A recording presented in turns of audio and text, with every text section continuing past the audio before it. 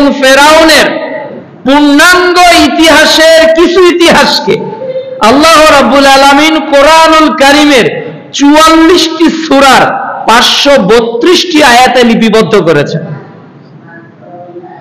এবং নবীদের কাহিনী যত প্রসিদ্ধ কিতাব এবং অথেন্টিক বুকস বাংলাদেশে রয়েছে এর মধ্যে একটি হলো নবীদের কাহিনী 2। লেখক প্রফেসর ডক্টর মোহাম্মদ আসাদুল্লাহ গালিব হাফিজাহুল্লাহ, তিনি মুসা আলাইহিস সালাম, হারুন আলাইহিস সালাম এবং ফেরাউনের ঘটনার কোরআন আর সহিহ হাদিস আর বিশুদ্ধ তাফসীর এই তিনটাকে একত্রিত করে যখন লিখতে শুরু করেছেন তার লেগেছে শতাধিকেরও বেশি পৃষ্ঠা। তাহলে এতগুলো পর্যালোচনাকে সামারাইজ করা অনেক বেশি গুরুত্বপূর্ণ। মনোযোগ, অবশ্যই আই কন্টাক্ট, আপনার চোখ আর আমার চোখ আই কন্টাক্ট হবে। আমরা ফিরে যাব ঈদুল আজহা জিলহজ মাসে আমরা আবুল আম্বিয়া ইব্রাহিম আলাইহিস সালামের জীবনী শুনেছি। আজকে শুনবো ইব্রাহিম আলাইহিস সালামের অষ্টম অধরস্থ পুরুষ মুসা আলাইহিস সালাম সম্পর্কে এবং তার জীবনের লার্নিং পয়েন্ট কি আমরা শিখতে পেরেছি। আল্লাহ তাআলা বলছেন সূরা জারিয়াত অধ্যায় 51 আয়াত 55, ওয়াদাক্কির ফাইন্নাদ যিকরা তানফাউল মুমিনিন।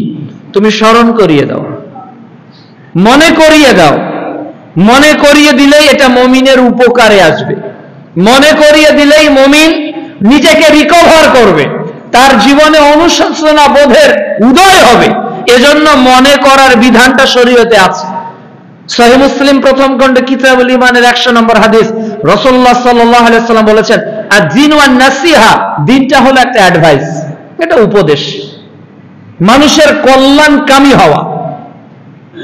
সহিহ বুখারী 3701 নম্বর হাদিস, রাসূল সাল্লাল্লাহু আলাইহি ওয়াসাল্লাম আলী রাদিয়াল্লাহু তাআলা আনহুকে বলছেন, আলী তোমার মাধ্যমে যদি একজন মানুষের সঠিক পথ পায়, ফিরে আসে, তাহলে এটা হবে মক্কার লালুট আল্লাহর পথে কোরবানি করার চেয়ে উত্তম। সুবহানাল্লাহ। তাহলে সম্মানিত উপস্থিতি, এই কোরআনুল কারীম আমরা যারা শুনি, এমনকি কোরআনুল কারীমের সিংহভাগ সূরায় মুসা এবং ফেরাউনের কোন না কোন ঘটনার অংশ বিশেষ আল্লাহ উল্লেখ করেছেন, ম্যাক্সিমাম কোরআনের আয়াত। আসুন আমরা ধারাবাহিকভাবে বিষয়গুলো জানার চেষ্টা করি। আল্লাহ রাব্বুল আলামিন বলছেন, আউযু বিল্লাহি মিনাশ শাইতানির রাজীম, নাতলু আলাইকা মিন নাবাই মুসা ওয়া ফিরআউন বিল হক। আমি তোমার নিকট, আল্লাহ তাআলা তার নবীকে বলছেন যে আমি আপনার নিকট মুসা আলাইহিস সালাম ও ফেরাউনের সত্য ঘটনা বর্ণনা করব। কেন? লিকাউমি ইউমিনুন, যারা মুমিন তাদের জন্য। তাহলে আমরা মুমিন, আমাদের জন্য ঘটনা আল্লাহ বর্ণনা করেছে, এজন্য আলোচনার প্রয়োজন। আল্লাহ বলছে মুসা ও ফেরাউনের সত্য ঘটনা হে নবী তোমাকে আমি জানিয়ে দিব। এটা কেন জানিয়ে দিব? এটা মুমিনদের জন্য বেনিফিটেড হবে, এটা তাদের জন্য উপকার হবে। লাআল্লাহুম ইয়াতাফাক্কারুন, তারা এটা নিয়ে চিন্তা করবে, তারা গবেষণা করবে যে পূর্ববর্তী নবীদের যদি এই ইতিহাস হয়, এখান থেকে আমার লার্নিং পয়েন্ট গুলো কি, এটা নিজের জীবনে ফাইন্ড আউট করতে হবে। যে ত্রুটিগুলো কওমের মধ্যে ধরা পড়েছিল এগুলো থেকে আমাদের দূরে থাকতে হবে। যে পরীক্ষার সম্মুখীন হয়েছিলেন আমাদের প্রস্তুত থাকতে হবে। যে ভরসা তিনি দেখিয়েছিলেন সদা তার উপর অবিচল থাকতে হবে। এজন্য এটা মুমিনদের জন্য শিক্ষণীয়। 1 নাম্বার, মুসা আলাইহিস সালাম এর জন্ম এবং আল্লাহ রাব্বুল আলামিনের পরিকল্পনা। কুরতুবী তাফসীরে কাসীর ও আল বিদা ওয়ান নিহায়ার প্রথম খণ্ডের 222 নম্বর পৃষ্ঠায় যে ফেরাউন দ্বিতীয় রামেসিস যাকে বলা হয়, তিনি স্বপ্নে দেখলেন যে আগুন বাইতুল মুকাদ্দাস থেকে একটি আগুন এসে পুরো ফেরাউনের গোষ্ঠীর মানুষদেরকে জ্বালিয়ে পুড়ে ছারখার করে দিচ্ছে। কিন্তু বনি ইসরাইল যারা আল্লাহর দাস, সার্ভেন্ট অফ আল্লাহ, এদের কিছু হচ্ছে না। তিনি অবাক হয়ে গেলেন, জ্যোতিষীদের ডাকলেন যে বলো আমার এই স্বপ্নের ব্যাখ্যা কি। তখন জ্যোতিষীরা বলল, হে ফেরাউন, অতি সত্বর তোমার রাজ্যে এমন এক সন্তান জন্মগ্রহণ করবে যে তোমার এই রাজপ্রাসাদের রাজত্বকে মিন করে দিবে একেবারেই, আর সে প্রতিষ্ঠিত হবে। ফেরাউন এ কথা মেনে নিতে পারলেন না। করণীয় কি? তাহলে সব ছেলেদেরকে মেরে ফেলতে হবে। লোক নিয়োগ করা হলো যে হত্যাকারী হবে, আর কিছু ধাত্রী নিয়োগ করা হলো যারা সিআইডির মতো, এনএসআই এর মতো, ডিবির মতো প্রত্যেক বনি ইসরায়েলের পরিবারকে মনিটরিং করবে, যে কার গর্ভপাত হওয়ার নিকটে চলে এসেছে। যদি বাচ্চা হয় মেয়ে তো খালাস, কোনো আপত্তি নেই। যদি ছেলে হয় তাহলে জল্লাদকে আনা হবে, প্রকাশ্যভাবে মায়ের সামনে সন্তানকে হত্যা করা হবে। এ ছিল ফেরাউনের উদ্ধত নীতির একটি। আল্লাহ রাব্বুল আলামিন এ বিষয়টি কোরআনুল কারীমে উল্লেখ করেছেন। যখন এমন অবস্থা হয়ে গেল, 1 বছর এভাবে চলতে থাকলো, ক্রমশ এক সময় দেখা গেল বনি ইসরাইল এর যুবকের সংখ্যা কমে গেল, তাহলে ফেরাউনের চাকরগিরি কে করবে? তার এই বিশাল রাজত্বের চতুর্থ শ্রেণীর কর্মকর্তা কারা হবে? তখন আবার কিছু লোক পরামর্শ দিল, 1 বছর আপনি জীবিত রাখেন, আর 1 বছর মেরে ফেলেন। যে বছর জীবিত রাখার বিধান ছিল ওই বছর মুসা আলাইহিস সালাম এর বড় ভাই হারুনের জন্ম হয় আলাইহিস সালাম, যিনি পরবর্তীতে নবী হন। কিন্তু মুসা আলাইহিস সালাম যে বছর জন্মগ্রহণ করেছেন ওই বছর ছিল বালক হত্যার সময়, বছর। করণীয় কি? মুসা আলাইহিস সালামের মায়ের নিকট আল্লাহ রাব্বুল আলামিন প্রত্যাদেশ অবতীর্ণ করলেন। সূরা তোহা অধ্যায় 20 আয়াত 37 থেকে 39, সূরা কাসাস অধ্যায় 28 আয়াত 8 ও 10। এভাবে আল্লাহ রাব্বুল আলামিন তার মাকে প্রত্যাদেশ করলেন, ওহী ইলহাম করলেন যে তুমি ভয় পেও না, তুমি হীন বিহ্বল হও না, তোমার সন্তানকে আমি তোমার নিকটই ফিরিয়ে দিব, তোমার নিকটই ফিরিয়ে দিব। তুমি তোমার সন্তানকে দুধ পান করাও, যখনই মৃত্যুর শঙ্কা করবে যে হ্যাঁ ফেরাউন তোমার খবর জেনে ফেলেছে, তুমি সঙ্গে সঙ্গে তোমার সন্তানকে একটা বাক্সের মধ্যে ভরে ওটা নদীতে ফেলে দিবে।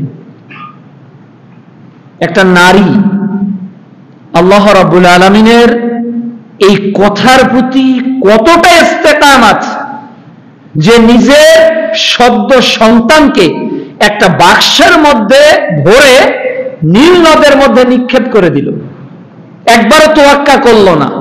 ভরসা কার উপর? আল্লাহর উপর।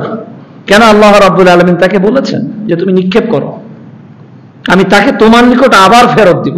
সূরা কাসাস অধ্যায় 28 আয়াত 11। এই যে দৃঢ় মনোবল, তুমি তাকে ফেলে দাও, ফেলে দিলেন। এরপর মুসা আলাইহিস সালামের বড় বোন নদীর ধার দিয়ে যেতে থাকলো, যে এটা যায় কোথায়? যেতে যেতে দেখা গেল এটা গিয়ে ফেরাউনের রাজপ্রাসাদের নিকটেই দাঁড়িয়ে গেল, থেমে গেল। ভয়ের সংখ্যা আরো বেড়ে গেল। মুসা আলাইহিস সালাম যখন এই বাক্স থেকে বের হলেন, তাকে বের করানো হলো, আল্লাহ রাব্বুল আলামিন এটা আসিয়াকে আগে দেখালেন, যিনি পরে মুসা আলাইহিস সালামের উপর ঈমান এনেছিল। আল্লাহ রাব্বুল আলামিন মুসা আলাইহিস সালামকে যখন আসিয়ার কোলে দিলেন, আল্লাহ রাব্বুল আলামিন বলছেন সূরা কাসাসের 7 নম্বর আয়াতে, 10 নম্বর আয়াতে, যে 9 নম্বর আয়াতে যে মুসা আলাইহিস সালামকে যখন আসিয়া কোলে নিয়েছে, তখন আল্লাহ রাব্বুল আলামিন ফেরাউন ও আসিয়ার মধ্যে মুসা আলাইহিস সালামের প্রতি মায়া সৃষ্টি করে দিয়েছে। সুবহানাল্লাহ, মহব্বত সৃষ্টি করে দিয়েছে। অনেক বাচ্চা আসছে, দেখলেই কোলে নিতে ইচ্ছা করে, চুমু খেতে ইচ্ছা করে, এমন মায়া মহব্বত তৈরি করলো। এমনকি আসিয়া বলল, ফেরাউন, এ তো আমাদের সন্তান হতে পারে, আমাদের তো সন্তান নেই, একে তো আমাদেরই শিক্ষায় শিক্ষিত করে তুলবো, এ তো তোমার তারবিয়াতেই বড় হবে, তুমি ভয় পেও না। যে মুসা আলাইহিস সালামকে হত্যা করার জন্য ফেরাউন হাজার হাজার নিষ্পাপ পুত্র সন্তানকে হত্যা করেছে, ওই মুসা আলাইহিস সালামকে আল্লাহ সুবহানাহু ওয়া তাআলা ফেরাউনের রাজপ্রাসাদে যৌবন পর্যন্ত বড় করেছেন। সুবহানাল্লাহ। আল্লাহ রাব্বুল আলামিন বলছেন সূরা আল ইমরান অধ্যায় 3 আয়াত 54, ওয়া মাকারু ওয়া মাকারাল্লাহ ওয়াল্লাহু খায়রুল মাকিরিন। তারা চক্রান্ত করেছিল, তারা প্রচেষ্টা করেছিল মুসা আলাইহিস সালাম পৃথিবীতে যাতে না আসে, কিন্তু আল্লাহ চেয়েছিলেন মুসাকে আমি পৃথিবীতে পাঠাবো। আল্লাহ যদি কিছু চায়, পৃথিবীর কোন মানুষ এটা ঠেকাতে পারবে? তাহলে মুসা আলাইহিস সালামের জন্মের প্রথম লার্নিং পয়েন্ট হলো যে আল্লাহ রাব্বুল আলামিন যদি বিজয় কাউকে দিতে চায়, আর এই বিজয় রোধের জন্য পৃথিবীর সব পরাশক্তি যদি একত্রিত হয়, এরপরেও আল্লাহর পরিকল্পনায় বিজয় লাভ করবে। এটা হলো প্রথম পয়েন্ট, জন্মগত। আমরা একটা দোয়া, মানে আফটার ফজর প্রেয়ার, মানে ফরজ প্রেয়ার আমরা বলি, আল্লাহুম্মা লা মানিয়া লিমা আ'তাইতা ওয়া লা মু'তিয়া লিমা মানা'তা। আল্লাহ যদি কাউকে কিছু দিতে চায়, তাহলে পৃথিবীর কোন মানুষ ওটা প্রোটেক্ট করতে পারে না। আর আল্লাহ যদি কাউকে কিছু দিতে না চায়, গোটা পৃথিবীর মানুষ চাইলেও সম্ভব না। এই জন্য মুসলমানদের উচিত সবার আগে ইস্তেখারা করা, চাওয়া কার নিকট? আল্লাহর নিকট। আল্লাহ যদি কবুল করেন, পৃথিবীর আর কোন মানুষের প্রয়োজন নেই। আল্লাহ যদি প্রতিষ্ঠা করতে চায়, তাহলে আর কারো সাহায্যের দরকার নেই। আল্লাহ রাব্বুল আলামিন যদি কাউকে সমাজে প্রতিষ্ঠিত করতে চায়, তাহলে পৃথিবীর আর কারো প্রয়োজন নেই। মুসা আলাইহিস সালামের জন্ম কি তার বাস্তব নয়? আমাদের কাছে এজন্য শিক্ষণীয় হলো যে আল্লাহ রাব্বুল আলামিন এর শরণাপন্ন হওয়া এবং তার উপরই আমাদের যাবতীয় সিদ্ধান্তে সন্তুষ্ট থাকা। 2 নাম্বার, যৌবনে মুসা আলাইহিস সালাম এর পদার্পণ ও প্রতিবাদ। মুসা আলাইহিস সালাম সম্পর্কে আল্লাহ তাআলা বলছেন সূরা তোহা অধ্যায় 20 আয়াত 15 থেকে 16, আমি তাকে যৌবনে পদার্পণ করালাম এবং আমি তাকে জ্ঞান দিলাম, আমি তাকে প্রজ্ঞা দান করলাম। এটা আল্লাহর দেওয়া, মানুষ চাইলেই পারে না। এজন্য প্রিয় নবী বলেছেন, সহিহ বুখারী প্রথম খণ্ড কিতাবুল ইলম হাদিস নাম্বার 71, আল্লাহ রাব্বুল আলামিন যার কল্যাণ চান তাকে দ্বীনের জ্ঞান দান করেন। সুবহানাল্লাহ। আপনি ইচ্ছা করলেই পারবেন না, আল্লাহর কল্যাণ যুক্ত থাকতে হবে। আমরা দোয়া করি আল্লাহর নিকট যে আল্লাহুম্মা ইন্নী আসআলুকা ইলমান নাফিয়া, আল্লাহ তুমি আমাকে উপকারী জ্ঞান দান করো। এই প্রজ্ঞা আল্লাহ রাব্বুল আলামিন দান করেছিলেন মুসা আলাইহিস সালামকে, এবং যৌবনে তিনি পদার্পণ করেছিলেন। যৌবনটা আল্লাহর দেওয়া। সূরা জাহার আর একটা নাম হলো সূরা ইনসান অধ্যায় 76 আয়াত 1 আল্লাহ বলছে, হাল আতা আলাল ইনসান হিলুম মিনাজ জাহর লাম ইয়াকুম শাইয়্যান মাযকুরা। মানুষ, তোমার এমন একটা সময় অতীত হয়েছে যখন তুমি কিছুই ছিলে না। আজকে আমার যৌবনের এই গোল্ডেন সিজন ইন লাইফ, এর একচ্ছত্র মালিকানা কার হাতে? আল্লাহর হাতে। আল্লাহ তাআলা বলছে, আমি মুসাকে যৌবনে পদার্পণ করালাম এবং আমি তাকে প্রজ্ঞা দিলাম। এরপর মুসা আলাইহিস সালাম ছিলেন প্রতিবাদী।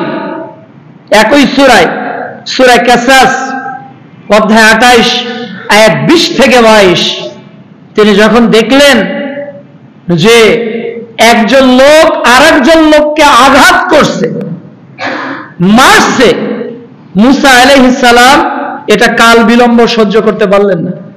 তিনি সঙ্গে সঙ্গে চলে গেলেন, প্রতিবাদ করলেন, এমনকি তাকে আঘাত করলেন।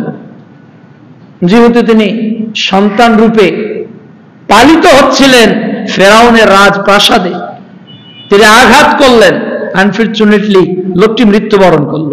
তিনি বললেন এই কাজটা শয়তান করলো। তিনি ইস্তেগফার পাঠ করলেন। কোরআনুল কারীমে তিনি বলছেন যে হে আমার রব, আমি জুলুম করেছি, আমাকে ক্ষমা করো। আল্লাহ বললেন আমি করলাম। সুবহানাল্লাহ, মাঝখানে কোনো বিরতি নেই। তিনি যখনই করেছেন তিনি বলছেন হে আমার রব, আমি নফসের প্রতি জুলুম করেছি, আপনি আমাকে ক্ষমা করেন। আল্লাহ বললেন আমি ক্ষমা করলাম। তাহলে বোঝা যায় নিজের নফসের প্রতি জুলুম করার পর মুমিনদের কাজ হলো সঙ্গে সঙ্গে ইস্তেগফার পাঠ করা, সঙ্গে সঙ্গে ক্ষমা চাওয়া। প্রতিবাদী মূসা আলাইহিস সালাম বাতিলের সামনে দৃঢ়পথ। 2 নম্বর লার্নিং পয়েন্ট হলো যারা যুবক তাকেই বলা হয় যার মধ্যে প্রতিবাদের মেজাজ কাজ করে, যার মধ্যে অন্যায় দেখলে রিয়াক্ট করা অনুভূতি কাজ করে, সেই যুবক। বয়স তার 90 হোক, ডাজেন্ট ম্যাটার। আর যে যুবক পাপকে পাপই মনে করে না, যে যুবক অপরাধ দেখলে অপরাধের বিরুদ্ধে তার বলিষ্ঠ কণ্ঠস্বর নেই, সে যদি 26 বছর 32 বছরের যুবক হয়, এর পরেও ও 200 বছরের বৃদ্ধ। 200 বছরের বৃদ্ধ যুবক তো সেই যার মধ্যে প্রতিবাদী কণ্ঠ থাকবে। সহিহ মুসলিম কিতাবুল ঈমান, প্রিয় নবী মুহাম্মদ রাসূলুল্লাহ সাল্লাল্লাহু আলাইহি ওয়াসাল্লাম বলছেন মান রাআ মিনকুম মুনকারান ফালিয়ুগহিরহু বিয়াদিহি, যদি অন্যায় হতে দেখো প্রোটেক্ট অন ইওর হ্যান্ড, হাত দিয়ে বাধা দাও। কোন সুযোগ নেই। সন্তান অন্যায় করবে, বাবা হাত দিয়ে বাধা দিবে না, এটা করছেন কালেও কোনো মুমিন বাবার বৈশিষ্ট্য হতে পারে না। যদি সক্ষম না হও ফাবিলিসানিহি, জবানে বলো, ফাইল্লাম ইয়াস্তাতি ফাবিকলবিহি ওয়া যালিকা আযাফুল ঈমান। যদি মুখেও না পারো, অন্তরে ঘৃণা করো, পরিবর্তন করার চেষ্টা করো, এটাই হলো ঈমানের সর্বনিম্ন স্তর। তাহলে মূসা আলাইহিস সালামের জীবনী থেকে 2 নম্বর পয়েন্ট হলো জীবনের প্রতিটি মুহূর্তে যদি যৌবনের মেজাজ থাকে তাহলে প্রতিবাদী হতে হবে অন্যায়ের বিরুদ্ধে, সত্যের পক্ষে। সূরা আল ইমরান অধ্যায় 3 আয়াত 104, আয়াত 110, সূরা তাওবা অধ্যায় 9 আয়াত 71 আল্লাহ বলতেছে যে তুমি অন্যায়ের প্রতিবাদ করো, অন্যায়ের প্রতিবাদ করো। সূরা আসর অধ্যায় 103 আয়াত 3 আল্লাহ তাআলা বলছেন ওয়াতাওয়াসাউ বিল হক, পরস্পরকে হকের উপদেশ দাও।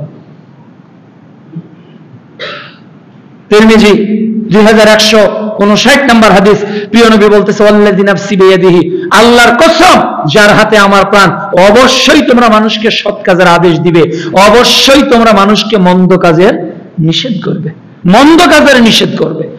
মূসা আলাইহিস সালাম এই মন্দের প্রতিবাদ করে তুলেছিলেন। মূসা আলাইহিস সালামের জীবনী থেকে 2 নম্বর শিক্ষা হলো যে আমাদের অন্যায়ের বিরোধিতা করা শিখতে হবে, অন্যায়কে অন্যায় হিসেবে সাবেত করতে হবে, হারামকে হারাম হিসেবেই জানতে হবে, হালালকে হারাম হিসেবেই জানতে হবে, পাপকে পাপ হিসেবেই জানতে হবে, পুণ্যকে পুণ্য হিসেবেই জানতে হবে। হালালের সঙ্গে হারাম মিশ্রিত করা যাবে না, আর হালালের সঙ্গে হারামও মিশ্রিত করা যাবে না। সূরা বাকারা অধ্যায় 2 আয়াত 42 আল্লাহ বলছে ওয়ালা তালবিসুল হক্কা বিল বাতিল, সত্য মিথ্যাকে কখনো মিশ্রিত করো না। 3 নাম্বার, মূসা আলাইহিস সালাম ছিলেন সবচেয়ে পরীক্ষিত একজন নবী, পরীক্ষা দিয়েছেন আল্লাহ রাব্বুল আলামিন। তার পরীক্ষার বিষয়টি কোরআনে স্পেসিফিক ভাবে উল্লেখ করেছেন। সূরা তোহা অধ্যায় 20 আয়াত 40 আল্লাহ তাআলা বলছেন ওয়াফাতান্নাকা ফাতুনা, আমি তোমাকে অনেক পরীক্ষায় ফেলেছিলাম। হে মূসা, আমি তোমাকে অনেক পরীক্ষা নিয়েছি। মূসা আলাইহিস সালাম নবী হিসেবে যদি পরীক্ষা দিয়ে থাকেন, আমরা কি রেহাই পাবো? কি বলেন? পরীক্ষা ছাড়া কি আল্লাহর জান্নাত লাভ করা সম্ভব? 3 নম্বর শিক্ষা হলো যে প্রত্যেক মুমিনকেই পরীক্ষা দিতে হবে আল্লাহর নিকট, প্রত্যেক মুমিনকেই। সূরা মুলক অধ্যায় 67 আয়াত 2 আল্লাহ বলছে আল্লাযী খালাকাল মাউত ওয়াল হায়াত লিয়াবলুয়াকুম আইয়ুকুম আহসানু আমালা। আমি তো সৃষ্টি করেছি মৃত্যু আর জীবনকে পরীক্ষার জন্য। আল্লাহ তাআলা বলছেন সূরা বাকারা অধ্যায় 2 আয়াত 155, ওয়ালা নাবলুওয়ান্নাকুম বিশাইয়্যিন মিনাল খাউফ ওয়াল জু' ওয়া নাকসিম মিনাল আমওয়াত ওয়াল আনফুসি ওয়াস সামারাত ওয়া বাশশিরিস সাবিরিন। আমি তো তোমাদের পরীক্ষা করব, ভয় দিয়ে করব, ক্ষুধা দিয়ে করব, সন্তানাদের মৃত্যু দিয়ে করব, ফসলের ক্ষতি দিয়ে করব। দেখতে চাই কে ধৈর্যশীল, কে সবর করে। সূরা আনকাবুত অধ্যায় 29 আয়াত 2 আল্লাহ বলতেছেন আমি পরীক্ষা করব তোমাদের যেভাবে পরীক্ষা করেছি তোমাদের পূর্ববর্তীদের। একই কথা আল্লাহ বলছে সূরা ইউনূস অধ্যায় 10 আয়াত 110। একই কথা আল্লাহ বলছে সূরা বাকারা অধ্যায় 2 আয়াত 214। আমা হাসিবতুম আন তাদখুলুল জান্নাহ, তোমরা কি মনে করেছো জান্নাতে প্রবেশ করেছো, অথচ তোমাদের উপর এই বিপদই আসেনি যে বিপদ পূর্ববর্তী নবীদের উপর এসেছিল, তাদের কওমের উপর এসেছিল। নবী এবং অনুসারীরা বলেছিল মাতা নাসরুল্লাহ, আল্লাহ তোমার বিজয় কখন আসবে, সাহায্য কখন আসবে। তাহলে মুমিনের জীবনে হলো পরীক্ষা। তিরমিজি 2324 নম্বর হাদিস, রাসূলুল্লাহ সাল্লাল্লাহু আলাইহি ওয়াসাল্লাম বলতেছেন আদ-দুনিয়া সিজনুল মুমিন ওয়া জান্নাতুল কাফির। এই দুনিয়াটা হলো মুমিনদের জন্য জেলখানা আর কাফেরদের জন্য এটা জান্নাত।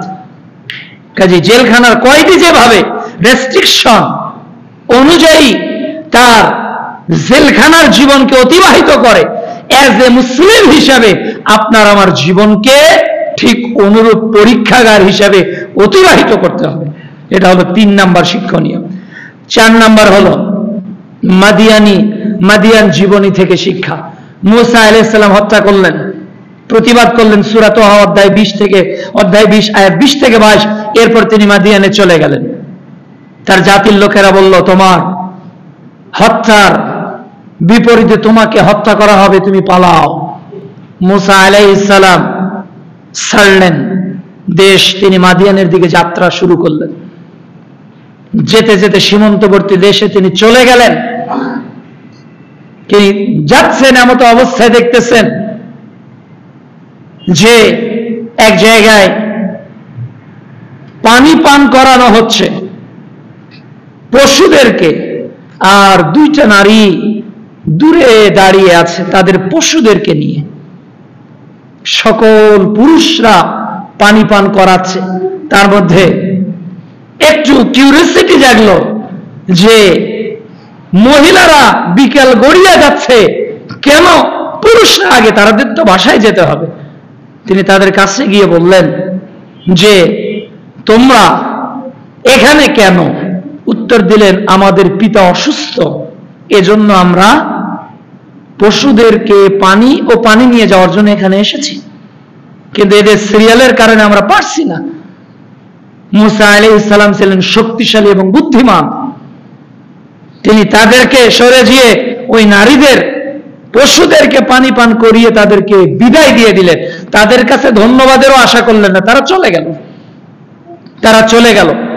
মূসা আলাইহিস সালাম 2টা দোয়া করেছেন। মূসা আলাইহিস সালাম যখন মাদিয়ানে প্রবেশ করেছেন তখন তিনি আল্লাহর নিকট প্রথম যেটা দোয়া করেছেন এটি হলো সূরা কাসাস অধ্যায় 28 আয়াত 22। তিনি বলেছেন যে আল্লাহ তুমি আমাকে সরল পথ দেখাও, আমাকে তুমি সরল পথ দেখাও। আর ওই নারীদেরকে বিদায় দিয়ে দিলেন, ওই নারীরা চলে গেল। এবার তিনি গাছের নিকট বসে আল্লাহর নিকট দোয়া করলেন, হে রব, আমি তো তোমার হেদায়েতের ভিখারি, তুমি যে অনুগ্রহ নাজিল করবে আমি তারই মুখাপেক্ষী। তুমি যেটা নাজিল করবে আমার প্রতি অনুগ্রহ, আমি তার মুখাপেক্ষী। এটা সূরা কাসাস অধ্যায় 28 আয়াত 24। 2 আয়াতের পর আবারও তিনি দোয়া করলেন। তিনি জানতেন না কেন মাদিয়ান শহর তার কাছে অপরিচিত, কোন আত্মীয় নেই, স্বজন নেই, বাড়ি নেই, ঘর নেই, যাযাবর কোথায় থাকবে? তিনি তো হত্যাকাণ্ডের আসামি, মানুষ মেরে ফেলেছেন। একটু পরেই তার নিকট নারীদের একজন চলে আসলো। এর আগের ঘটনা, বাবা অসুস্থ, এজন্য মেয়েরা বের হয়েছে পশুদেরকে পানি পান করানোর জন্য। তাহলে মেয়েরা বাবা সুস্থ থাকলে কোথায় থাকে? বাড়িতেই থাকে। এটা প্রমাণিত। আপনার মেয়ে তো গোটা বাংলাদেশ দখল করে নিয়েছে। অফিসে ওই, রিসিপশনে ওই সব জায়গায় বিমান ওকেই চালাতে হবে, ওকে এভারেস্ট বিজয় করতে হবে। সব ঠিকাদারি আল্লাহ নারীদেরকে দিয়ে দিয়েছে। অথচ আল্লাহ বলছে সূরা আহজাব অধ্যায় 33 পারা 22 আয়াত 33, ওয়াকরনা ফি বুয়ুতিকুন্না, নারীরা তোমরা গৃহের মধ্যে থাকো। সূরা নিসা অধ্যায় 4 আয়াত 34, আর রিজালু কাওয়ামুনা আলা নিসা, আল্লাহ তাআলা পুরুষদেরকে কর্তৃত্ব করতে বলেছে নারীদের উপর, আর আমরা ওদেরকে সামনে দিয়ে দিয়েছি। আর এই নারী দুইজন বলছে যে আমাদের পিতা অসুস্থ, এজন্য আমরা এসেছি। সম্ভ্রান্ত পরিবারের নারীরা বাইরে যায় না, বিনা প্রয়োজনে যায় না। সম্ভ্রান্ত পরিবারের মেয়েরা নিজেদেরকে ঢেকে রাখে, এটা হলো সম্মানের প্রতীক। যে নারী যত পর্দা করে তার পরিবার তত সম্ভ্রান্ত, যে নারী যত পর্দা করে তার পরিবার তত উচ্চ শিক্ষিত, যে নারী যত পর্দা করে তার পরিবারে তত অভিজাত্য আছে, এটা তার প্রমাণ। তার মানে তাদের পুরুষদের মধ্যে গায়রিয়াত আছে। কি আছে? গায়রিয়াত আছে। একজন সাহাবী এসে বলতেছে, ইয়া রাসূলুল্লাহ সাল্লাল্লাহু আলাইহি ওয়াসাল্লাম, আমি যদি কখনো আমার বাড়িতে প্রবেশ করি আর দেখি আমার স্ত্রীর সঙ্গে পরপুরুষ কেউ কথা বলছে, গায়রে মাহরাম, আমি তাকে হত্যা করব। রাসূল সাল্লাল্লাহু আলাইহি ওয়াসাল্লাম বলছেন, সাহাবী শোনো, আল্লাহর কসম করে বলছি, তুমি যে গায়রিয়াতের বহিঃপ্রকাশ ঘটালে, আমি মুহাম্মদ সাল্লাল্লাহু আলাইহি ওয়াসাল্লাম বলছি, তোমার চেয়ে আমার গায়রিয়াত এর চেয়েও বেশি, আমার আত্মমর্যাদা বোধের চেয়ে বেশি। আমার মেয়ের সাথে আর একজন খালাতো ভাই কথা বলবে, এটা কোশ্চেন কালে হতে পারে না। আমার মেয়ের সঙ্গে ফুফাতো ভাই কথা বলবে, এটা কোনোদিনও হতে পারে না, কোনোদিনও হতে পারে না। আমার মধ্যে গায়রিয়াত আছে। কেন? আমি বাপ। আপনি স্বামী, আপনার মধ্যে হতে পারেন, আপনার স্ত্রীর সঙ্গে গোটা পৃথিবীর মানুষ কথা বলবে, কোশ্চেন কালে হতে পারে না। যদি হয় তাহলে আপনার মধ্যে গায়রিয়াতই নেই। এবার মেয়েরা বলছে যে আমার পিতা আপনাকে যেতে বলেছে। সূরা কাসাস অধ্যায় 28 আয়াত 23 থেকে 25। কেন? যে আপনি যে আমার উপকার করলেন এর বদলা আমার পিতা আপনাকে দিবে। এর আগে মেয়েদের একজন বলছেন, বাবা এই লোকটা হলো শক্তিশালী এবং বুদ্ধিমান। তাহলে মুসলমানদের দুইটা জিনিস লাগবে, শক্তি লাগবে। এই জন্য আমাদের খাবারের মধ্যে নিয়মতান্ত্রিকতা প্রয়োজন। আমরা কতটুকু খাবো শরীয়ত আমাদের রুটিন বলে দিয়েছে।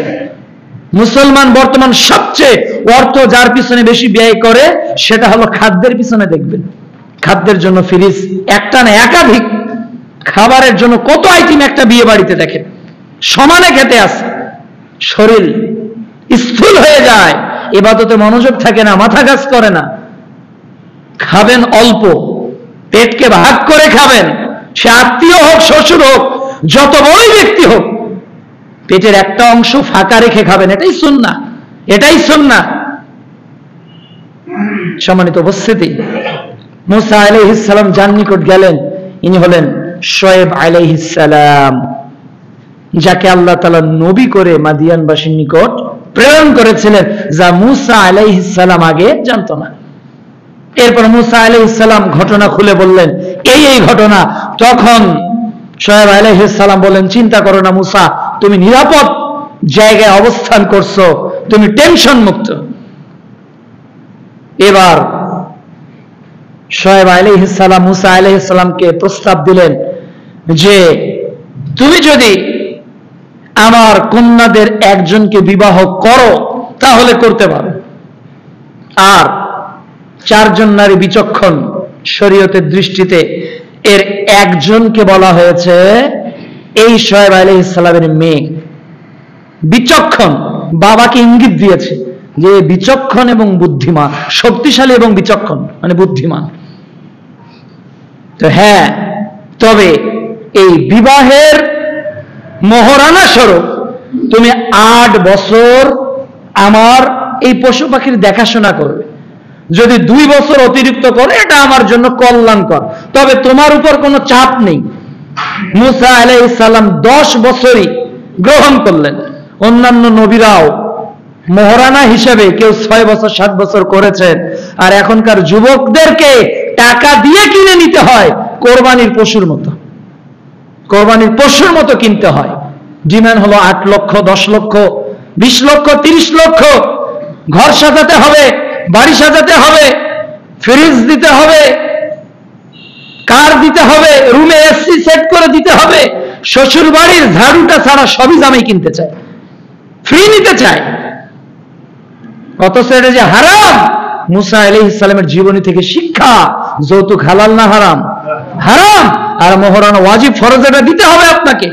এটা নবীদের ইতিহাস থেকে সাবিত। 10 বছর রাখালগিরি করেছে শুআয়ব আলাইহিস সালামের বাড়িতে। স্ত্রী 10 বছরে 2টা সন্তান দিয়েছে। মাদিয়ান থেকে শিক্ষা হলো, মুসা আলাইহিস সালাম ছিলেন লজ্জাশীল একজন পুরুষ, যিনি উপকারী ছিলেন। 2, তিনি মোহরানার প্রাপ্তি বুঝিয়ে দিয়েছেন। এরপর মুসা আলাইহিস সালামের 10 বছর শেষ, তিনি আবার ফিরে আসবেন তার দেশে। তিনি প্রস্তুতি নিলেন, স্ত্রী গর্ভবতী, 2টা সন্তান। শ্বশুর খুশি হয়ে একটা বিশাল মেশমাল তাকে দিয়ে দিলেন। এই সব নিয়ে তিনি চলছেন। চলতে চলতে চলতে চলতে একেবারেই তুর পর্বতমালার নিকটবর্তী কোন স্থানে তার স্ত্রীর প্রসব যন্ত্রণা শুরু হয়ে গেল। কি করবে? তখন শীত চলছিল, প্রচুর শীত। তিনি বারবার চেষ্টা করলেন পাথরের সঙ্গে পাথরের ঘর্ষণ দিয়ে কিছু জ্বালানোর জন্য, কিন্তু কোনো উপায় পেলেন না। হঠাৎ দেখলেন একটা আগুন। তার স্ত্রীকে বলছে যে আগুন, তাহলে এটা আমাদের জন্য কল্যাণকর, তুমি এখানে স্টে করো। এরপর মুসা আলাইহিস সালাম চলতে থাকলেন সে আগুনের দিকে। সূরা তাহা অধ্যায় 20 আয়াত 10-এ আল্লাহ তাআলা আগুনের কথাটা উল্লেখ করেছেন। কিন্তু মুসা আলাইহিস সালাম যত চলতে থাকেন তত আগুন পিছাতে থাকে, তত আগুন পিছাতে থাকে। হঠাৎ করে একটি আওয়াজ আসলো। আওয়াজ, স্তব্ধ, নীরব, কোন এক জায়গা থেকে আওয়াজ আসছে। আল্লাহ রাব্বুল আলামিন কোরআনুল কারীমে বলছেন, সূরা তাহা অধ্যায় 20 আয়াত 10, 11, 12, হে মুসা, আমি তোমাকে নবী হিসেবে মনোনীত করলাম। সুবহানাল্লাহ। এক গায়বী আওয়াজ, প্রশিক্ষণপ্রাপ্ত মুসা এই নবীর আওয়াজ শুনলেন। মুসা, তুমি এখন পবিত্র পর্বতে অবস্থান করছো, কাজেই তুমি তোমার জুতা খুলে ফেলো। মুসা, এবার আল্লাহ তাআলা বললেন, ইন্নী আনাল্লাহু লা ইলাহা ইল্লা আনা ফা'বুদুনি ওয়া আকিমুস সালাতা লিয-যিকর। আল্লাহ বললেন, ও মুসা, আমি আল্লাহ, আমি ছাড়া আর কোনো ইলাহ নেই।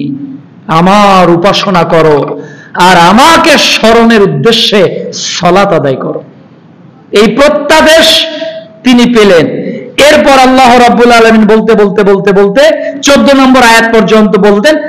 এরপর 17 নম্বর আয়াত থেকে 21 নম্বর আয়াতে আল্লাহ রাব্বুল আলামিন মুসা আলাইহিস সালামের কথাকে ঘুরিয়ে দিয়ে বললেন, ও মুসা, তোমার হাতে ওঠা কি? মুসা বললেন, লাঠি।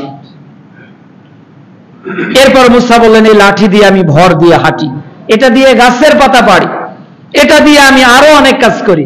এবার আল্লাহ বললেন, ও মুসা, লাঠি ফেলে দাও, লাঠি ফেলে দাও। মুসা আলাইহিস সালাম লাঠি ছেড়ে দিলেন, লাঠি সাপ হয়ে গেল। এবার আল্লাহ বললেন, খুজু, ধরো ধরো ধরো। মুসা আলাইহিস সালাম ভয় পেয়ে গেলেন, এটা জীবন্ত সাপকে কিভাবে ধরবে? আল্লাহ রাব্বুল আলামিন মুসাকে ট্রেন আপ করলেন। 10 বছর শিখেছেন পূর্ববর্তী নবী শোয়েব আলাইহিস সালামের নিকট, দাওয়াতের কলা কৌশল তারবিয়ত নিয়েছেন। এবার আল্লাহ রাব্বুল আলামিন তাকে নবী মনোনীত করলেন। এরপর তিনি ফেরাউনের নিকট যাবেন।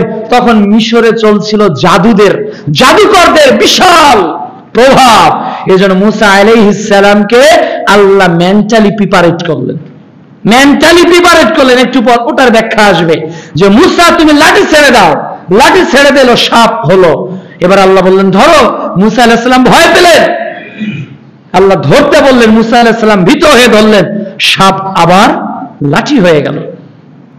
2 নাম্বার মুআজিজা, যে মুসা আলাইহিস সালামের বগলে হাত দিলে বের করলেই একটা আলোক রশ্মি ছড়িয়ে পড়ত।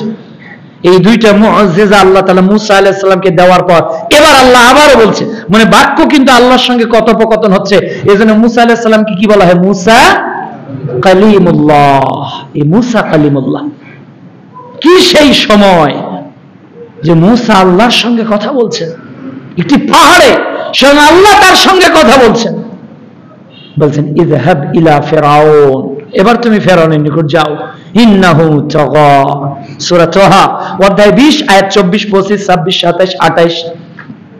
এবার মুসা আলাইহিস সালাম বলছেন রব্বিশ রাহলি সাদরি, আল্লাহ আমার বক্ষটাকে প্রশস্ত করো।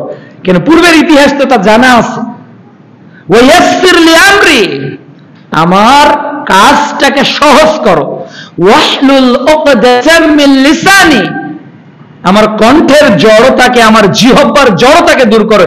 ইয়াফকাহু কওলি, যাতে মানুষ আমার কথা বুঝতে পারে। আমার ভাইকে নবী করো, সে আমার সহযোগী হবে। আল্লাহ মুসা আলাইহিস সালামের এই 5টা দোয়াকেই কবুল করেছেন। সুবহানাল্লাহ। তাহলে এই মাদিয়ান থেকে আবার মিশরের দাওয়াতে অনেকগুলো লার্নিং পয়েন্ট আছে। ডিসকাস এন্ড পাস, যে দাওয়াতের ক্ষেত্রে অবশ্যই পরিকল্পিত দাওয়াত দিতে হবে, পরিকল্পিত দাওয়াত। আর নিজের মধ্যে এর ক্যাপাসিটি আগে থাকতে হবে। এর জন্য প্রয়োজন তারবিয়াত বা প্রশিক্ষণ, প্রশিক্ষণের প্রয়োজন। এজন্যই তো আল্লাহ বলছে সূরা নাহাল অধ্যায় 16 আয়াত 43, সূরা আম্বিয়া অধ্যায় 21 আয়াত 7, যে না জানলে যে জানে তাকে জিজ্ঞাসা করো, প্রশিক্ষিত হতে হবে। আলা বাসীরাতিন, সূরা ইউসুফ অধ্যায় 12 আয়াত 108, জাগ্রত জ্ঞানী প্রশিক্ষিত হয়েছেন 10 বছরে শুআয়ব আলাইহিস সালামের কাছে। এরপর আল্লাহ তাকে লাঠির মুআজিজা দিলেন, আল্লাহ তাকে বগলের আলোর মুআজিজা দিলেন। এরপর তার হৃদয়কে প্রশস্ত করার কথা বললেন। অর্থাৎ দাওয়াতের ক্ষেত্রে মাইন্ডটা ন্যারো হবে না, অনেক ব্রড হবে, অনেক ব্রড হবে। এটার সিনোনিম আয়াত যদি আপনি দেখেন সূরা তাহা অধ্যায় 20 আয়াত 44 আল্লাহ তাআলা একই বলছে ইযহাব ইলা ফিরাউন ইন্নাহু তাগা, তুমি ফেরাউনের নিকট যাও, সে সীমা লঙ্ঘন করেছে। ওয়াকুল কওলাল লাইয়িনা, কিন্তু যখন তার সঙ্গে কনভারসেশন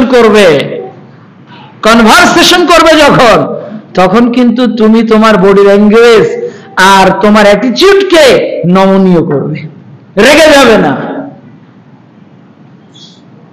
রেট করবে না। কেন? হয় মুসা ভয় করবে, না হলে সে ফিরে আসবে। সে হয়তো ভয় করতে পারে। তাহলে দাওয়াতের ক্ষেত্রে হৃদয়টা প্রশস্ত লাগবে। একজন গুনাহ করতেই পারে, একজন বেদাত করতেই পারে, একজন সুদ খেতেই পারে, একজন বেনামাজি হতেই পারে। আমার দায়িত্ব কি? তাকে ইগনোর করা? দুষ্ট গরুর থেকে শূন্য গোয়াল ভালো, এটা মুমিনদের কোনো প্রবাদ হতে পারে না। কোরআনের তাহলে হাজার শত আয়াত আপনাকে কেটে ফেলতে হবে। আল্লাহ বলছে হে ইবাদতকারী যারা জুলুম করেছো, কি শব্দ চয়ন আল্লাহর। সূরা জুমার অধ্যায় 39 আয়াত 53 আল্লাহ বলছে কুল ইয়া ইবাদিয়াল্লাযীনা আসরাফু আলা আনফুসিহিম, হে ইবাদতকারীরা যারা নিজের নফসের প্রতি জুলুম করেছে, আল্লাহর নিকট যারা পাপ করেছে, আল্লাহ তাদেরকে ডাকতেছে আব্দ হিসেবে, বান্দা হিসেবে। সুবহানাল্লাহ, কত আল্লাহর দয়া। লা তাকনাতু মির রাহমাতিল্লাহ, আমার দয়া থেকে নিরাশ হইও না। ইন্নাল্লাহা ইয়াগফিরুয যুনুবা জামিআ, আমি আল্লাহ তোমাদের অতীতের সব ভুলকে ক্ষমা করে দিব। সুবহানাল্লাহ। তাহলে দাওয়াতের ক্ষেত্রে হৃদয়টাকে ন্যারো করা যাবে, অনেক ব্রড করতে হবে। মানুষ ভুল করবে, চয়েস ম্যান ভুল করবে। কুল্লু বানি আদম খাত্তা ওয়া খায়রুল খাত্তাইনা তাওয়াবুন, তিরমিজি খুলে দেখেন 2499 নম্বর হাদিস। মানুষ ভুল করবে, এটা নেচার মানুষের, তাকে ইসলাহ করতে হবে। এজন্য মুসা আলাইহিস সালাম প্রথমে কি বললেন? রব্বিশ রাহলি সাদরি, আল্লাহ আমার বক্ষকে প্রশস্ত করো, যাতে আমি আবার না বলি যে তুমি কাফের, তুমি অমুক, তুমি তমুক, যাতে তার সঙ্গে আমার বাহাসটা ভালো হয়। একই বিষয় নবী সাল্লাল্লাহু আলাইহি সাল্লামের দিকে দেখেন, সূরা আল ইমরান অধ্যায় 3 আয়াত 159 আল্লাহ তাআলা বলছেন ফাবিমা রাহমাতিন মিনাল্লাহি লিনতা লাহুম, আল্লাহর বড় অনুগ্রহ হে নবী, আপনার আচরণকে আমি নরম করেছি। সুবহানাল্লাহ, আপনার ভাষা যদি কর্কশ হয়ে যেত, তাহলে মানুষ আপনার কাছ থেকে দূরে সরে যেত। এই জন্য আপনি মানুষকে ক্ষমা করে দেন, আপনি মানুষকে ক্ষমা করেন। সহিহ বুখারী 3231 নম্বর হাদিস, তায়েববাসী তাকে পেটালো, রক্তাক্ত করলো, মালাকুল জীবাণু চলে আসলো, আর মুহাম্মদ সাল্লাল্লাহু আলাইহি ওয়াসাল্লামকে বলল, অনুমতি দেন পিষ্ট করি। প্রিয় নবী বললেন, আমি আল্লাহর নিকট দোয়া করি এদের ওরস থেকে এমন সন্তান বের হবে যারা আল্লাহর তাওহীদের ঘোষণা দিবে, এরা কখনো শিরক করবে না। সুবহানাল্লাহ। লাকাদ কানা লাকুম ফি রাসূলিল্লাহি উসওয়াতুন হাসানাহ, এই তো হাসানা। অথচ আজকে এক শ্রেণীর লোকদের দাওয়াত, এর বাচন ভঙ্গি শুনে মানুষ দূরে সরে যায়। কিসের সহিহ আকীদা গ্রহণ করবে? আরো দূরে, 7 মাইল দূরে চলে যায়। এজন্য আমাদের অ্যাপ্রোচ, আমাদের কথা, আমাদের আই কন্টাক্ট, আমাদের বডি ল্যাঙ্গুয়েজ, আমাদের প্রোনাউন্সিয়েশন, সব কিছুর মধ্যে মাধুর্যতা থাকতে হবে। মুসা আলাইহিস সালাম এর মতো ব্যক্তিকে আল্লাহদ্রোহী ব্যক্তির নিকট আল্লাহ পাঠাচ্ছে, আর মুসাকে বলছেন নরম ভাবে কথা বলো। সুবহানাল্লাহ। এর থেকে কি আমাদের কিছু শেখার নেই? কিছু শেখার নেই। আজকে আমি একটু জানলেই আরেকজনকে মূল্যায়ন করতে পারছি না, করি না। নরম লাগবে। এটা হলো 5 নাম্বার আমাদের। 6 নাম্বার, মুসা ফেরাউনের নিকট দাওয়াত দিতে গেল। এরপর আল্লাহ রাব্বুল আলামিন হকের বিজয় দিয়ে দিলেন। সূরা তোহা 60 থেকে 64, সূরা আরাফ 7 নাম্বার সূরা 113 থেকে 114 নম্বর আয়াত। সব রশি তারা ফেললো, সাপ দৌড়দৌড়ি করা শুরু করলো, লাঠি ফেললো, তাদের সাপ দৌড়দৌড়ি করা শুরু করলো। আর মুসা আলাইহিস সালাম লাঠি ফেললেন, তাদের সব সাপ এর জাদু সব নষ্ট হয়ে গেল। এবার জাদুকরেরা বুঝে ফেললো, এ মুসা তো আমাদের নিকটই বড় হয়েছে, কই তার তো কোনো জাদুবিদ্যার প্রতি ইন্টারেস্ট ছিল না, কাজে মুসা যেটা দেখিয়েছে ওটা কোনো জাদু হতে পারে না। সবাই সিজদায় পড়ে গেল। সুবহানাল্লাহ। সূরা শুআরা অধ্যায় 26 আয়াত 44, 45, 46। যখন ফেরাউন দেখলো যে সব জাদুকর মুসার বলে, এবার ফেরাউন বলল, হে জাদুকরেরা, তোমরা যদি মুসার এই ঈমান থেকে ফিরে না আসো, তোমাদের আমি উল্টো দিক থেকে তোমাদের অঙ্গ কাটবো, ডান হাত বাম পায়ে ভাবে কেটে তোমাদেরকে হত্যা করব। তখন জাদুকরেরা বলল, কিছু আসে যায় না, কোনো কিছুই আসে যায় না, তুমি আমাদের ডান হাত কাটবে কি বাম পা কাটবে বিষয় না, আমরা যে রবের প্রতি ঈমান এনেছি মৃত্যু অবধি আমরা সেই রবকে আর কখনো পরিত্যাগ করব না। সুবহানাল্লাহ। এই যে ঈমান, দৃঢ়চেতা ঈমান। আল্লাহ বলছেন সূরা হামিম সেজদা অধ্যায় 41 আয়াত 33-এ, ইন্নাল্লাযীনা ক্বালু রাব্বুনাল্লাহ সুম্মা ইসতাকামু, যারা বলে আমার রব আল্লাহ এবং এর উপর কি থাকে? অবিচল থাকে, দৃঢ় থাকে। এজন্য আমরা বলি, ইয়া মুকাল্লিবাল কুলুব সাব্বিত কলবি আলা দীনিক, আল্লাহুম্মা মুসাররিফাল কুলুব সাররিফ কুলুবানা আলা তাআতিক। এরপর 7 নম্বর লার্নিং পয়েন্ট হলো যে মুসা আলাইহিস সালামের এই জাদুকরের ইতিহাস যখন ছড়িয়ে পড়ল, তখন মুসা আলাইহিস সালামের এই দাওয়াত গ্রহণ করলেন স্বৈরাচারী শাসক এর স্ত্রী, নাম কি? আসিয়া। ঈমান গ্রহণ করলেন। মৃত্যু দণ্ড আসিয়াকে দেওয়া হলো। আসিয়া আলাইহিস সালাম আল্লাহর নিকট ফরিয়াদ করলেন, হে আমার রব, আমাকে আজকে মৃত্যুর দ্বার প্রান্তে উপনীত হতে হয়েছে ঈমান আনার কারণে। আমি তোমার নিকট ফরিয়াদ করি, সূরা তাহরিম অধ্যায় 66 আয়াত 12, যে আমার জন্য তোমার জান্নাতে একটা ঘর তুমি নির্মাণ করো, আর ফেরাউনের জালেম জুলুম থেকে তুমি আমাকে রক্ষা করো। তাফসীর ইবনে কাসির সহ বিভিন্ন তাফসীর গ্রন্থে বলা হচ্ছে যে আল্লাহ রাব্বুল আলামিন আসিয়া আলাইহিস সালামকে জান্নাত দেখিয়েছিলেন। পৃথিবীতে 4 জন নারীর ইতিহাস বলা হয়, 4 জন এর দৃষ্টান্ত আল্লাহ দিয়েছে। 4 জন নারী, 2 জন হলেন জাহান্নামী আর 2 জন জান্নাতি। 2 জন জান্নাতি সূরা তাহরিম অধ্যায় 66 আয়াত 10, 11, 12। একজন হলো লূত আলাইহিস সালাম এবং নূহ আলাইহিস সালামের স্ত্রী। 2 জন, এরা কাফের, নবী হওয়া সত্ত্বেও স্বামীদের দাওয়াত তারা কবুল করেন নাই। আবার 2 জন মহিলার ইতিহাসে স্মরণীয়, তাদের কথা আল্লাহ কোরআনে উল্লেখ করেছে। একজন হলেন মারিয়ম আলাইহিস সালাম, আর একজন হলেন ফেরাউনের স্ত্রী আসিয়া। নারীদের কথা, প্রিয় মা ও বোনেরা, আপনাদের ইতিহাস তো কোরআনে গাথা, আপনাদের ইতিহাস তো বিশ্বনবীর হাদিসে গাথা। কোথায় সেই নারী আজকে? যে নারী মায়ের আসনে অধিষ্ঠিত ছিল, যে নারী স্ত্রীর আসনে অধিষ্ঠিত ছিল, যে নারীর সম্মানের পদমর্যাদায় সর্বোচ্চ স্তরে ছিল, আজকে নারীদের অধঃপতন, আজকে নারীদের পদস্খলন, আজকে নারীদের এই বেহেল্লাপনা, নারীদের কোরআন সুন্নাহ বিরোধী কর্মই আজকে তাদের মানকে হানি করে ফেলেছে। আবারও নারীরা যদি নারীদের মর্যাদা ফিরে পেতে চায়, কোরআনের কাছে যেতে হবে, ইসলামের কাছে যেতে হবে। কিয়ামত অবধি আর কোন সিস্টেম আসবে না যার বিনিময়ে নারীরা মর্যাদা পেতে পারে ইসলাম ছাড়া। এরপর ৮ নাম্বার, ফেরাউনের উপর আল্লাহ রাব্বুল আলামিন বিভিন্ন প্রকার গজব দিয়েছেন, দুর্ভিক্ষ।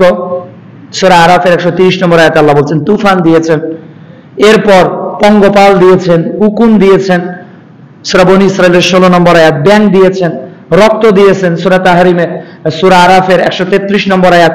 প্লেগ দিয়েছেন, সূরা ইউনূসের 96 থেকে 97 নম্বর আয়াত। সর্বশেষ যেটা দিয়েছেন সেটা হলো তাকে একেবারেই শেষ সম্মিলিত করেছেন চুবিয়ে মেরে। বারবার আল্লাহ সতর্ক করেছেন। আল্লাহ আমাদেরকেও সতর্ক করতেছে না? নানাভাবে সতর্ক করতেছে। একবার মহামারী দিচ্ছে, একবার সিডর দিচ্ছে, একবার নার্গিস দিচ্ছে, কত নাম।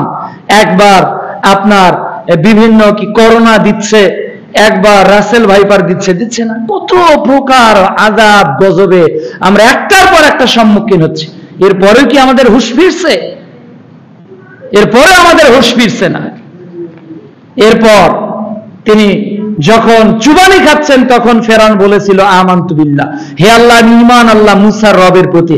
আল্লাহ বলতেছে আল আন, এখন আল্লাহ হবে, এখন আল্লাহ হবে। তাহলে আল্লাহ ছেড়ে দেয়, কিন্তু আল্লাহ যখন ধরে তখন আর ছাড়ে না। ইন্না আযাবি লাশাদীদ, সূরা ইব্রাহিম অধ্যায় 14 আয়াত 7 আল্লাহ বলছেন। এরপরে মুসা আলাইহিস সালাম মান্না সালোয়া পেয়েছেন। মান্না হলো দুধের থেকেও সাদা আর মধুর থেকেও মিষ্টি, আর সালোয়া হলো এক প্রকার পাখি। এটা খেয়েছেন, সেটা হলো নদী পেরিয়ে। এরপর হত্যা হলো একজন ব্যক্তি শনাক্ত করার জন্য গরুর কথা এসেছে, অনেক লম্বা ইতিহাস, এটা কোরআনে উল্লেখ করা হয়েছে। সবচেয়ে শেষ যে লার্নিং পয়েন্টে 11, সেটা হলো মুসা আলাইহিস সালাম এবং খিজিরের কাহিনী। লম্বা কাহিনী, কোরআনুল কারীমে অনেক তথ্যবহুল, তাত্ত্বিক এবং তথ্যবহুল বিশ্লেষণধর্মী একটা ব্যাখ্যা হলো মুসা আলাইহিস সালাম এবং খিজিরের ঘটনা। সূরা কাহাফের অধ্যায় 18 60 থেকে 62 নম্বর, 60 থেকে 82, মোট 23টি আয়াত, এবং সহিহ বুখারীতেও 3টি হাদিস এসেছে, 4725 থেকে 27 নম্বর হাদিস। অনেক লম্বা ঘটনা। মুসা আলাইহিস সালামকে আল্লাহ জিজ্ঞাসা করলেন যে তোমার চেয়ে আর কেউ জ্ঞানী আছে? বলতেছে কে থাকবে, আমি তো সবচেয়ে বেশি জ্ঞানী। আমরা বলি না অনেকেই যে আমার চেয়ে আর কে বেশি জানে, আমি যেটা বলবো দ্যাট ইজ ল, ওটাই আইন। জি না, প্রত্যেক জ্ঞানীর উপর জ্ঞানী আছে। আর যে গাছে যত ফল, এই গাছ কিন্তু তত নুয়ে পড়ে। আর যাদের মধ্যে অহমিকা, যারা বিদ্যাকে জাহির করেন, খিজির ও মুসা আলাইহিস সালামের মধ্যে শিক্ষা আছে না নেই? আছে। মুসা আলাইহিস সালামের এই কথাতে আল্লাহ সন্তুষ্ট হলেন। আল্লাহ বলতেছে তোমার চেয়ে জ্ঞানী লোক আছে, যাও। নবীকে পাঠাচ্ছে একজনের কাছে, খিজিরের কাছে। তিনি গেলেন, পরীক্ষা আসলো যে আমার কাছে মুসা তুমি থাকতে পারবে না, ধৈর্য ধারণ করতে পারবে না। তাহলে শিক্ষা অর্জন করতে কি লাগে? ধৈর্য লাগে। আমরা তো ইউটিউব মুফতি, ফেসবুক মুফতি, তাই না? ইউটিউব মুফতি হয়ে গেছি, হতে হতে এমন হয়ে গেছি আর হাদিস মানার প্রয়োজন নাই। কোরআন ইজ এনাফ, কোরআন মানলেই যথেষ্ট হয়ে যাবে, হাদিস মানার দরকার নেই। ফেরকায়ে দল্লা, এই আহলে কোরআন ফেরকায়ে দল্লা, পথভ্রষ্ট। সালাতের সময় উজু করতে হয় না? আল্লাহ রাব্বুল আলামিন উজুর বিধান দিয়েছেন। প্রথমে কি দোয়ার কথা আছে? সূরা মাইদা অধ্যায় 5 আয়াত 6 মুখমণ্ডল। তো উজু করতে গেলে ও আগে কি করবে? আগে হাত ধুবে না?